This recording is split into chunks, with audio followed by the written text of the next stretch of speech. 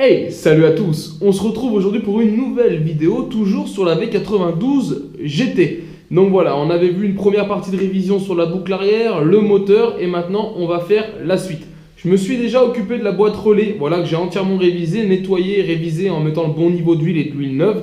Je ne voulais pas filmer, pourquoi? Je vous avais déjà fait une vidéo là-dessus, donc voilà, ça, j'ai passé. Et donc maintenant, ce qu'on va faire, c'est qu'on va remonter le moteur et finir par l'avant de la machine. Allez les amis, avant de commencer à remonter le moteur qu'une fois que j'aurai remis, il faudra revenir mettre la cloche d'embrayage. Rappelez-vous qu'il s'était effeuillé, le chrome était parti. Donc là j'en ai une toute belle qui ira à la place, j'avais ça en stock. Je vais nettoyer un petit coup le réservoir, remettre un petit coup de polish et tout, histoire d'être vraiment bien propre, enlever un petit peu de gras, comme ici il reste un peu de gras. Voilà, je vais nettoyer ça avant de remettre le moteur. Et je voulais aussi vous faire voir ce genre de pièce, voilà, très bien piqué par la rouille, on le voit. Et bien ça, je vais pas m'ennuyer à y nettoyer, tout simplement. Dans mes stocks, j'ai aussi l'équivalent en neuf, voilà. De la pièce d'époque jamais montée, c'est exactement la même chose. Donc voilà, je vais juste enlever ça, remettre ça par-dessus. Et voilà, ça c'est franchement nickel. Quand on a la chance d'avoir du stock, vous voyez, ça sert toujours. Des années que je garde ça, je me disais ça servira un jour. Et ben voilà, ça sert aujourd'hui. Allez voilà, le moteur, il est là. Je vais juste démonter ça. Ça c'est mon axe. D'accord, il y a l'axe, les rondelles. Il y a les petites entretoises aussi, comme ceci. Donc voilà, tout ça, hop, comme ça, on prépare. Prêt à le mettre. Donc là, on a une rondelle qui vient. Au tout début, on fait axe, rondelle, bougez pas, je vous fais voir ça. Voilà, axe, rondelle. On va venir ici. On met le moteur. Sur le moteur, il y a aussi des petites entretoises qui viennent se fixer ici dans la culasse. Faut pas oublier le fil de terre qui est là, qui sera à mettre au passage quand on mettra l'axe. Et donc voilà, ce qu'il faut, c'est aligner ici notre vario avec ici notre poulie. Donc on le colle du côté gauche. Alors j'ai dit une bêtise juste avant, j'avais pas fait attention à mon cil en bloc. Il faut que mon moteur soit à droite de mon cil en bloc. Donc en fait, il faut serrer le moteur du côté droit. Vous aviez normalement deux cales d'origine. Vous mettez la plus grande entretoise à gauche et la plus petite à droite. Et une fois qu'on met la courroie, voilà, là on est aligné. Si tout à l'heure, en le serrant à gauche, ça me mettait un petit pivot comme ça, je n'avais pas pensé au cil en bloc. Je pensais que le cil en bloc était emboîté au milieu. En fait, non, il va à droite. Le moteur va à droite du cil en bloc. Donc voilà, autant pour moi. La grande entretoise à gauche, la petite à droite. Donc, on va remettre l'axe central du cil en bloc. Et comme la partie droite du moteur, ici, il y a un vide entre les deux, il y a cette douille qui vient. Donc là, c'est pas forcément le plus facile à faire. Bon, c'est pas que c'est compliqué, c'est juste qu'il n'y a pas beaucoup de place. Mais donc voilà, on vient bien mettre cette douille avant d'enfiler son axe et de serrer. Donc voilà, j'ai mis mon axe de cil en bloc en bas. Maintenant, je vais venir remettre ma courroie. Je sais pas si je vais y arriver d'une main, je pense pas, mais avec les deux mains. Et je vous reprends juste après. Donc voilà, la courroie, elle est mise, mais elle n'est pas tendue. Donc c'est là où on va venir jouer. En appuyant un peu sur le pot, on va reculer le moteur. Là, le trou est ovale, donc on va le reculer pour faire la tension courroie. Et seulement après, on va venir serrer l'axe. Voilà, maintenant que j'ai prétendu cette partie-là, on voit, c'est nettement mieux. La courroie est bien droite. Pas besoin d'y biller comme un dingue. De toute façon, il n'y a pas beaucoup de jeu. C'est vraiment quelques milles. Et maintenant, on va pouvoir venir serrer l'axe moteur. Là, maintenant, il est incliné, il est dans sa tension. On peut venir serrer. Le problème de le serrer avant, c'est quand on met la courroie, on le met déjà en tension. Et quand il fonctionne, il a encore plus de tension. Ici, c'est pas le cas parce que c'est pas un moteur qui va reculer. Mais voilà, c'est pour ça qu'on le serre toujours en dernier, ça. Si vous le serrez au début que le moteur comme ça, sur une mobilette normale à variateur, vous mettez déjà de la tension quand vous mettez la courroie et encore plus quand il fonctionne. Donc voilà, là c'est pour éviter de mettre trop de tension sur les cils en bloc. Parce que normalement, votre axe, on est d'accord, il coulisse dans les cils en bloc, mais j'ai déjà vu le cas où des fois ça accroche, ils sont pas forcément toujours bien faits, il y en a aussi à tous les prix.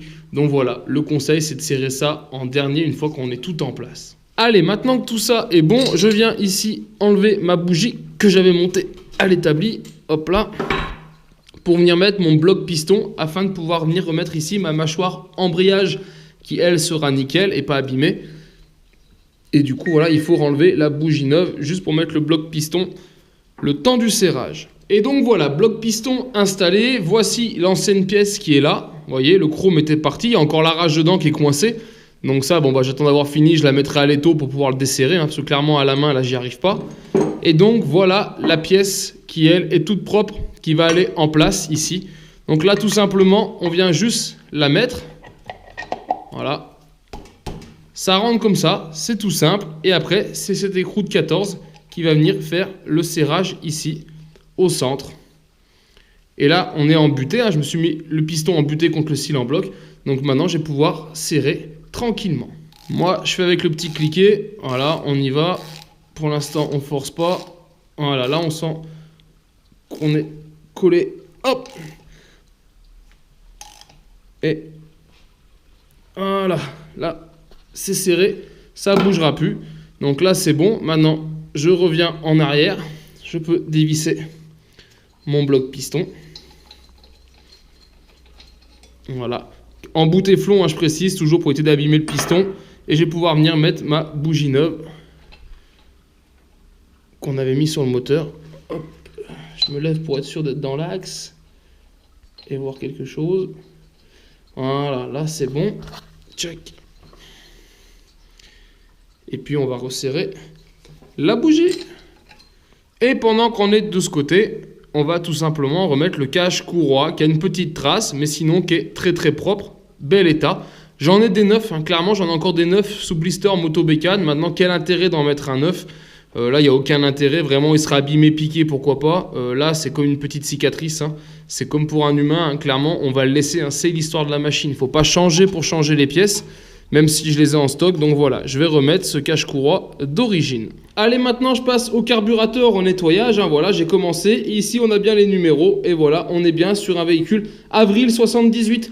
On avait bien des jantes de 78, c'est une machine qu'on trouvait en 78, on reconnaît les leviers boules aussi, la tâche casque et tout, donc voilà, tout correspond. Donc on est bien sur ce qu'on pourrait appeler une machine number, comme on dit, hein, quand on dans le langage automobile, mais voilà, c'est un peu la même chose ici. Donc on est bien sur un véhicule full d'époque. Donc voilà, c'est vraiment très intéressant d'avoir des machines comme ça dans une collection, parce que c'est pas du remontage, hein, franchement. Donc là, on s'en doutait un peu, hein, sachant que la machine, on l'avait vue, était dans un état complet et déjà assez propre. Donc voilà, donc là, ça confirme. Allez, carburateur qui en dit long aussi, regardez les traces, là on voit du jaune, au fond c'est un petit peu plus sombre, excessivement d'huile dedans.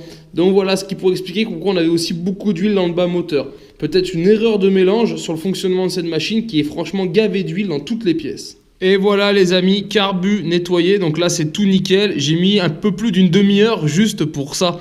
Impressionnant la graisse qu'il y avait dedans de partout dans le gicleur, donc là c'est toutes les pièces d'origine, gicleur de 68. J'avais pas ce modèle de gicleur en 70 ou en 72, j'aurais aimé. Donc j'ai gardé le 68. Ce que je vous ai dit, moi je vais le monter avec la boîte à air sans la mousse, en direct. Après, vu que je suis en altitude et qu'il y a un peu moins d'air, on devrait compenser, on devrait être pas mal quand même. Mais donc voilà, tout nettoyé. Donc si j'ai un problème au démarrage, je pense que je me repencherai là-dessus. Parce que franchement, j'y ai fait le tour dans tous les sens. Mais avec ce qu'il y avait dedans comme mouise, eh ben, si ça marche, eh ben, tant mieux, c'est que je l'ai bien nettoyé. Donc maintenant, je vais l'installer et m'occuper de tout ce qui va être durite d'essence. Et voilà, l'installation est finie, carbu remis en place avec les deux boisseaux, donc starter et gaz. Contrôler le robinet marchait très bien sur ouverture fermée mais pas sur réserve. La réserve c'est juste à la sortie du filetage, hein. Là j'ai donc débouché et nettoyé, donc là on a un robinet fonctionnel. Maintenant on verra, là j'ai remis un joint neuf en remontant, donc normalement ça ne devrait pas fuir. Et puis voilà, donc un filtre à essence, une durite neuve, donc là on est bon pour cette partie-là. Donc on pourrait techniquement remettre l'écarter, on va pas le faire, hein. On essaiera d'abord de la démarrer avant de fermer les capotages. Donc voilà, maintenant ce qu'il me reste à faire de l'autre côté sur le carbu, c'est remettre la boîte à air. Donc voilà la boîte à air que j'ai bien sûr au préalable nettoyé, le ressort qui va dedans comme ça tout simplement. Voilà, il y a un petit rond au milieu, voilà. Comme ça tout simplement, on vient l'emboîter et on vient la serrer ici sur le collier. Voilà, rien de plus simple. Et voilà, on voit la boîte à air là derrière qui est fixée, hein, tout simplement ici avec le collier. Donc voilà, là on est tout bon. Et toujours de l'autre côté, je vais remettre le cache allumage d'origine, c'est celui-là, gris, voilà, sans chrome au milieu, sans chrome à l'extérieur, comme on peut voir sur d'autres Tobec. Et bien sûr, deux fixations neuves, aussi deux caoutchouc neufs. Donc voilà, on va remettre ça en place, hein, avec les deux petits ergots. Il y a un trou dessus, c'est pas compliqué, quand vous mettez un cache comme ça, le trou vers le bas, voilà, c'est au cas où il y aurait de la condensation, de l'humidité, c'est pour que ça s'évacue. Allez, voilà, je vous l'ai tourné, donc maintenant vous voyez tout le côté avec la boîte à air, le cache allumage qui est là. Et ce qui va nous manquer ici, c'est la chaîne. Chaîne de puissance, chaîne qui est là, voilà, qui est dans ce sachet, dans ce chiffon, que j'ai laissé tremper dans du WD-40 pendant plusieurs jours. Et voilà comment elle est ressortie, regardez, elle est nickel, très très souple. Il n'y a plus un maillon dur, plus rien, j'ai tout contrôlé, donc ça c'est nickel. Je la change pas. Pourquoi? Je vous ai déjà expliqué, si on change une chaîne sur une vieille transmission, donc une vieille couronne et un vieux pignon, ça ne sert à rien, strictement. On va abîmer la chaîne. C'est soit on garde, donc moi c'est encore bon, les dents ici et les dents là sont bonnes, la chaîne n'était même pas à mi-usure, je garde ce kit chaîne. Si on doit changer une de ces trois parties, pignon, couronne ou chaîne, et ben faut changer les trois. C'est tout ou rien. Donc là, clairement, c'est rien. On va remettre ça, vous voyez, parce que là, elle est nickel. Regardez, il n'y a pas un point dur, c'est parfait. Donc voilà, ça se rattrape une chaîne, faut voir l'état où elles sont, mais en règle générale, on arrive à y rattraper, surtout quand un kit chain comme ça a même pas atteint la mi-usure. Et si un jour faut le faire, donc déjà pour manger ce kit chain, il faudrait faire quand même pas mal de kilomètres, et si un jour faut le faire, c'est pas ce qui prend le plus de temps, un kit chain, c'est vite fait. Donc on vient mettre la chaîne, la roue n'est pas serrée, d'accord, les tendeurs de chaîne sont retirés, donc il n'y a aucune tension de fait sur la roue. On va venir mettre notre maillon rapide, donc je vais essayer de le faire d'une main. Hop, donc déjà, on va le passer dans un des maillons. Ah, c'est pas évident, les amis. Voilà, maintenant que j'ai mis le maillon, je vais couper la caméra. Je vais juste le mettre avec le petit bout qui pend là. Je vais les emboîter et je vous reprends. Allez, le maillon rapide, il est ici. Il me reste plus qu'à remettre l'attache et on sera tout bon. La chaîne sera mise. Hop, on est même à côté là. Hop, voilà. Ça me laisse plus de marge. Et après, on viendra donc faire la tension de la roue. Pour faire la tension, c'est tout simple, hein. On va venir ici visser nos tendeurs. Donc voilà, moi je vais déjà mettre la roue en place. Et ce qu'il faut faire, c'est mettre le même réglage de chaque côté, hein. Quand on a les mêmes tendeurs, ça force pas. Donc ça sert à rien de la tendre du premier coup ici, hein. Faut aller faire le même réglage de l'autre côté. Et on avance comme ça, 1000 et 1000 de chaque côté, en regardant que notre roue soit bien axée et qu'elle ne touche rien. Allez, voilà, ma chaîne est mise. Donc là, on a une bonne tension, on a un petit peu de jeu. On a 2 cm de haut en bas. Donc ce qu'on fait, c'est qu'on va débrayer la partie et maintenant on va pouvoir faire tourner la roue et voir ce que ça donne. Et bien regardez, c'est parfait les amis, ça tourne et ça fait pas un bruit. Maintenant que l'axe de roue est serré, que les tendeurs sont mis, on vient mettre le contre-écrou sur le tendeur, voilà, pour éviter que ça se dévisse. Allez, voilà les amis, je vais en rester là pour aujourd'hui. Donc il me restera encore l'avant à traiter, là que j'ai pas eu le temps de faire cet après-midi. J'ai passé beaucoup de temps sur le carbu en fait. Mais ce qu'on va faire avant d'arrêter cette vidéo, c'est un petit plaisir quand même et se mettre le carter au moins de ce côté. Ça va claquer les amis. Allez, on met encore les 2 derniers qui restent. Est-ce que je vais y arriver? Voilà. Donc on a 2 plats ici en bas, comme ceci. Et en haut, c'est 2 grands comme ça. Pour l'instant, je mets tout comme ça en montage à blanc avant de serrer. Pour pas que ça force et pour pas abîmer le carter qui est en parfait état, clairement. Voilà. Et après, on va venir serrer au tournevis. Allez, franchement, elle a pas fière allure comme ça, regardez. Ah, elle va être franchement esquisse. J'ai vraiment hâte de la finir. Vraiment hâte de bosser sur l'avant, même si là, c'est presque parfait. C'est vraiment juste changer ces tringles. Il n'y en a pas pour long en plus. Mais voilà, pour aujourd'hui, j'ai pas le temps de finir. Je pense pas que je vous referai une vidéo de ça. Clairement, c'est pas très intéressant. Donc, on passera directement sur la vidéo tuto. Je la finis et je vous la représente cash en tuto. Allez, voilà les amis, j'espère que cette vidéo vous a plu. Si c'est le cas, je vous invite à la partager et la liker. Et on se retrouve donc en attendant sur ma chaîne 100% mobilette Youngtimer pour d'autres vidéos, tutos et présentations. Et en attendant, ciao ciao.